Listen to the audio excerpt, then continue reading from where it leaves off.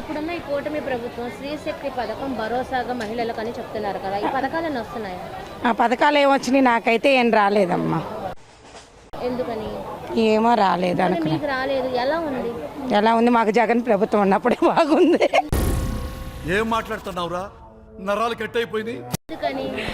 టయానికి అన్నీ చేసేవాడు, చూసేవాడు, ఏం కావాలన్నా కానీ చేశాడు కాబట్టి. అది అమ్మవాడి పథకం ఇప్పుడు రాలేదా? ఏ ఒకటి లిటికేషన్ పెడతా ఉన్నాయి. ఈ సంవత్సరం మాకేం రాలేదు. అప్పుడు వచ్చినాయా? అప్పుడు 4 ఏళ్ళు వచ్చినాయి. ఇప్పుడు ఎందుకు రాలేదు? అడగలేదా? అడగలేదని అంటే ఏయో లిటికేషన్లు ఉన్నాయి. అమ్మాయి 10th సబ్జెక్ట్ ఫెయిల్ అయ్యింది.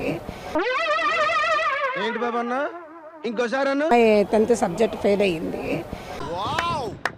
దాని గురించి ఆన్లైన్లో క్లాస్లో లేదని డబ్బులు వేయటం మానేశారు. మరి మీరే చెప్తున్నారు ఎందుకని?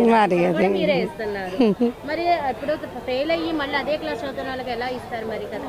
సిగ్గు లేకుండా మళ్ళీ నవ్వు ఒకటి మొహం మీద. ఏంటంటే మీ పిల్లలు కరెక్ట్ గా ఎక్కడ ఫెయిల్ అవ్వలేదు, కరెక్ట్ గా వెళ్ళారు కాబట్టి ఉన్నాయి. ఇప్పుడు కూడా మీ పిల్లలు చక్కగా పాస్ అయ్యి ఉంటే ఇంటర్మీడియట్ కూడా పడేవి కదా. మీకు ఈ ప్రభుత్వంలో మీరు ఎలిజిబుల్ అయ్యండి, పర్ఫెక్ట్ గా ఉండి రాంది ఏంటిది అనేది మాత్రమే అడుగుతున్నాం. ఇంకేం కావాలి చెప్పు నాకు. అది కరెక్ట్ మేడం గారు, కరెక్ట్గా అడిగారు. అదొకటే చెప్పండి. అంటే నాకు పార్టీ అంటే అది పరంగా అదేలేండి. చంద్రబాబు అనేది మాకు వద్దు.